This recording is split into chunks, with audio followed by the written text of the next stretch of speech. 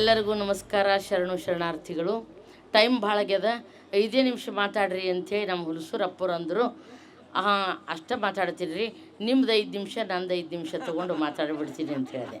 ನಾ ಎಂದೂ ಡಯಾಸ್ನಾಗ ನಿಂತು ಮಾತಾಡಿಲ್ರಿ. ಹೈಟ್ ಕಡಿಮೆ, ವೇಟ್ ಜಾಸ್ತಿ.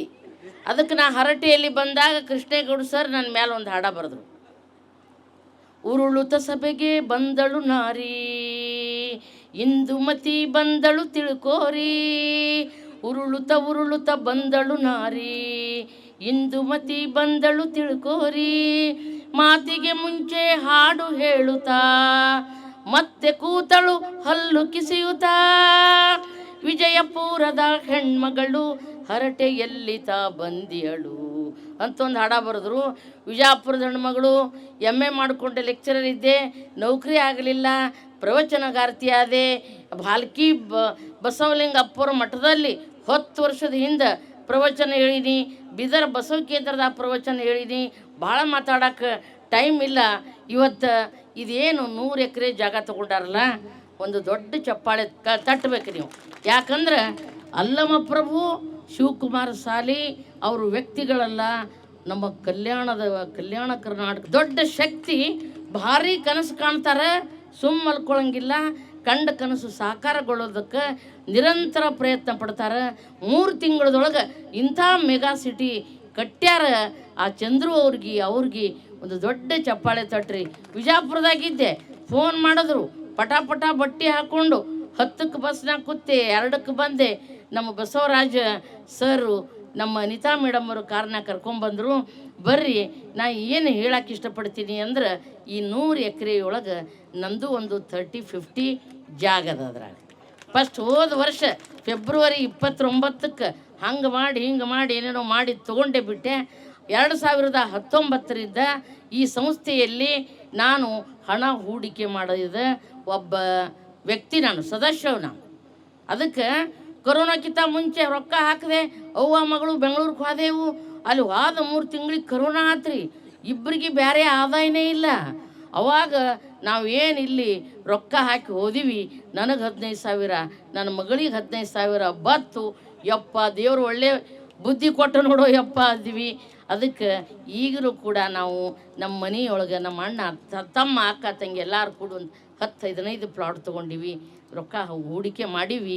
ನಮ್ಮ ಕಾರ್ಯಕ್ರಮ ಇರಲಿ ಬಿಡಲಿ, ನಮ್ಮ ವಚನ ಸಮೂಹ ಸಂಸ್ಥೆದು ರೊಕ್ಕ ಬರ್ತದೆ, ನಮಗೆ ಚಿಂತಿಲ್ಲ ಅನ್ನುವಂಥ ನಿಶ್ಚಿಂತ್ಯದ. 2 ತಿಂಗಳಿಂದ ಒಂದು ಆಕ್ಸಿಡೆಂಟ್ ಆತ್ರಿ. ಚೆನ್ನೈಗೆ ಹೋಗಾಗ ರಪ್ಪತ್ತು ಬಡೋದು, ಮಾರಿ ಗಲ್ಲ ಉಬ್ಬಿ ಎಲ್ಲ ಹೈರಾಣಕ್ಕೆ ಬಿದ್ದೆ. ಆದರೂ ಧೈರ್ಯದಿಂದ ಎದ್ದೆ, ಜೀವ ಉಳ್ದದ್ರ ಅಂಥೇಳಿ. ತಲೆಗೆ ಪೆಟ್ಟಾಗಿಲ್ಲ, ಕೈಕಾಲು ನೆಟ್ಟಗದವ ಅಂಥೇಳಿ ನಾನೇ ಎದ್ದು ಅಲ್ಲಿ ಹಾಸ್ಪಿಟಲ್ಗೆ ಹೋಗಿ ಎಲ್ಲ ತೊಗೊಂಡು ಟ್ರೀಟ್ಮೆಂಟ್ ಆಯಿತು. ಕಾರ್ಯಕ್ರಮಕ್ಕೆ ಕರೆದ್ರಿ.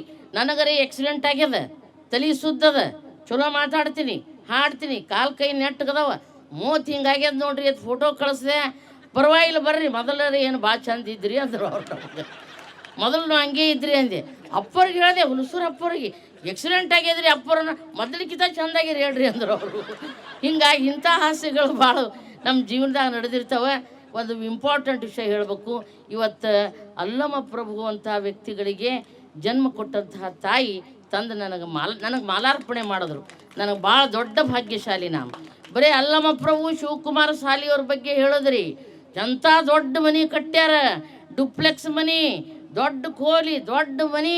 ಇವರು ಬರೀ ಮನೆ ಬಿಟ್ಟು ಹೋಗೋರು. ಆ ಮನೆ ನೋಡಿಕೊಂಡು, ಮಕ್ಕಳಿಗೆ ನೋಡಿಕೊಂಡು, ಮನೆಯೆಲ್ಲ ನಿಭಾಯಿಸ್ಕೊಂಡು, ಕಮ್ಮ ಅಡುಗೆ ಮಾಡಿ, ಊಟ ನಾಷ್ಟ ಹಾಕಿ ಮತ್ತು ಚಂದ ತಯಾರಾಗಿ ಬಂದು ಕೂತಾರೆ. ನಮ್ಮ ಲಿಂಗಾರತಿ, ನಮ್ಮ ನಾಗವೇಣಿ ಅವರ ಪತ್ನಿಯರಿಗೆ ದೊಡ್ಡ ಚಪ್ಪಾಳೆ ತಟ್ರಪ್ಪ.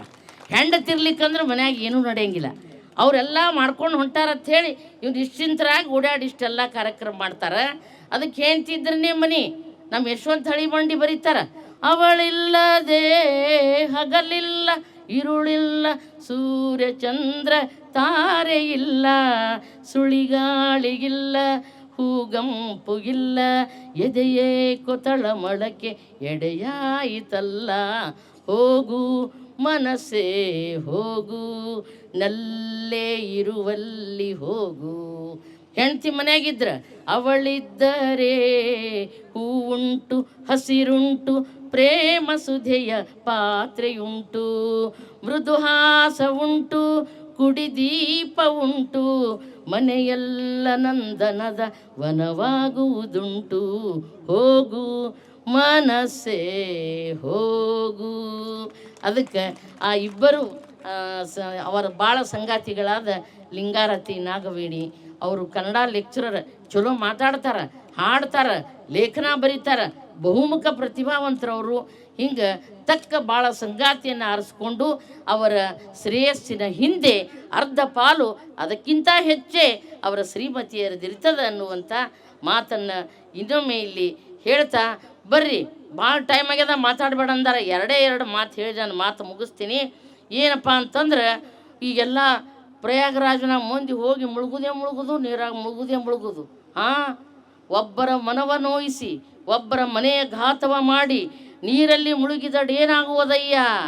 ಸಿದ್ದರಾಮೇಶ್ವರ ಕೇಳ್ತಾರೆ. ಮಹಾಕವಿ ಸರ್ವಜ್ಞ ಕೇಳ್ತಾನ, ಮೀಪರೆ ಪೋಪರೆ ಪಾಪವೇನದು ಕೆಸರೆ, ಮೀಪರೆ ಮೈಯ ಮಲ ಪೋಪುದ ಪಾಪ ಲೇಪವಾಗಿಪ್ಪು ಸರ್ವಜ್ಞ.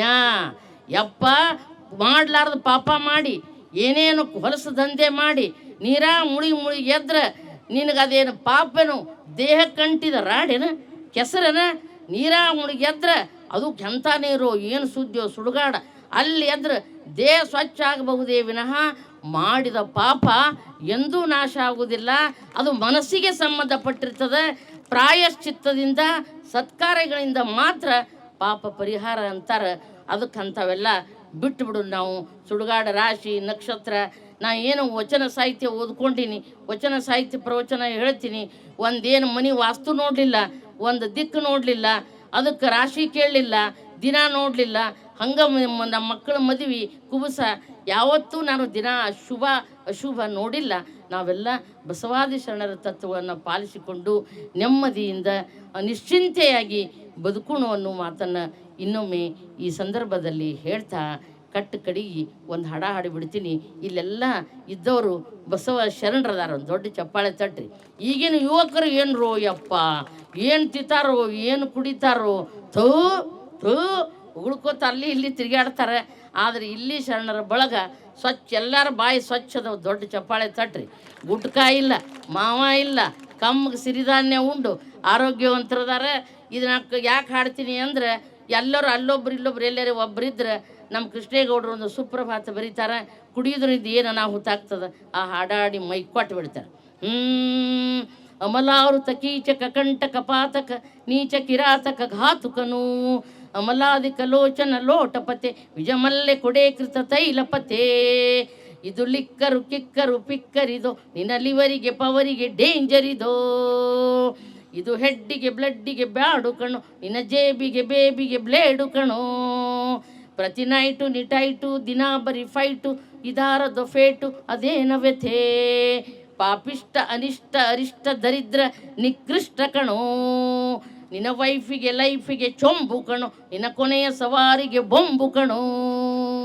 ನಿನ್ನ ಗೊಯ್ಯಲು ಬಂದಿದೆ ಬಂಡಿ ಕಣೋ, ನಿಂಗೆ 3 ಅಡಿ 6 ಅಡಿ ಗುಂಡಿ ಕಣೋ.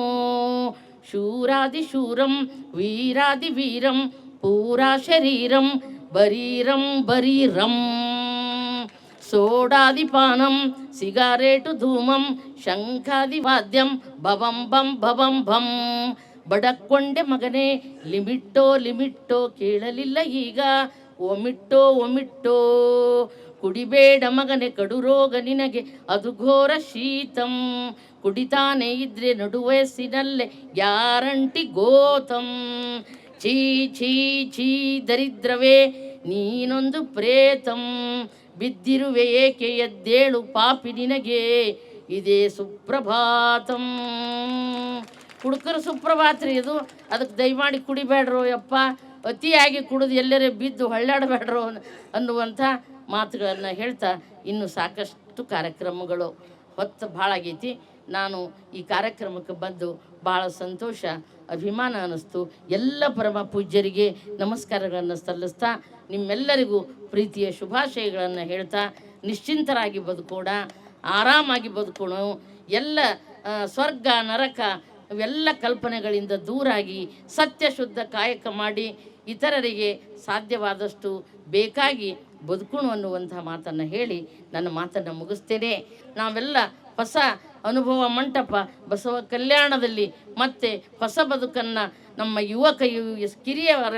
ಹಿರಿಯರೆಲ್ಲ ನೆಮ್ಮದಿಯಿಂದ ಬದುಕುವಂಥ ಒಂದು ತಾಣ ಭಾಳ ಖುಷಿ ಆಯಿತು ಅನ್ನೋ ಮಾತನ್ನು ಹೇಳ್ತಾ, ಬಾಗೇವಾಡಿಯಲ್ಲಿ ಬೆಳಕಾಗಿ ಬಂದೆ, ಸಂಗಮದಲ್ಲಿ ಸುಜ್ಞಾನಗೈದೆ, ಕಲ್ಯಾಣದಲ್ಲಿ ಕ್ರಾಂತಿಯ ಗೈದೆ, ಅನುಭವ ಮಂಟಪ ಕಟ್ಟಿನಿ ಬೇರೆದೆ, ಜನಸಾಗರ ಹರಿದು ಬಂದಿತು, ಕಲ್ಯಾಣ ರಾಜ್ಯ ರೂಪುಗೊಂಡಿತು, ಭೂಮಿಗೆ ಬಂದೆವು ಬಸವನ ಕಂಡೆವು ಈ ಜನ್ಮದಿ ಇಂದು ವಚನ ರೂಪದಿ. ಅಲ್ಲಮ್ಮ ಪ್ರಭು ನಮ್ಮ ಶಿವು ಎಲ್ಲರ ಬಳಗ ಸೇರಿ ಇವತ್ತು ಅದ್ಭುತವಾದ ಹೊಸ ಅನುಭವ ಮೆಗಾ ಸಿಟಿ ಮಾಡಿ ಅದರ ಕಚೇರಿ ಮಾಡ್ಯಾರ. ಅದಕ್ಕೆ ನೋಡೋದಕ್ಕೆ ಎರಡು ಕಣ್ಣು ಸಾಲಂಗಿಲ್ಲ, ಬದುಕು ಸಾರ್ಥಕ ಆಗ್ತದೆ ಅನ್ನೋ ಮಾತನ್ನು ಹೇಳ್ತಾ ಧ್ವನಿವರ್ಧಕ ಖರೆ ಕೊಟ್ಟು ಬಿಡ್ತೀನಿ ರೀ.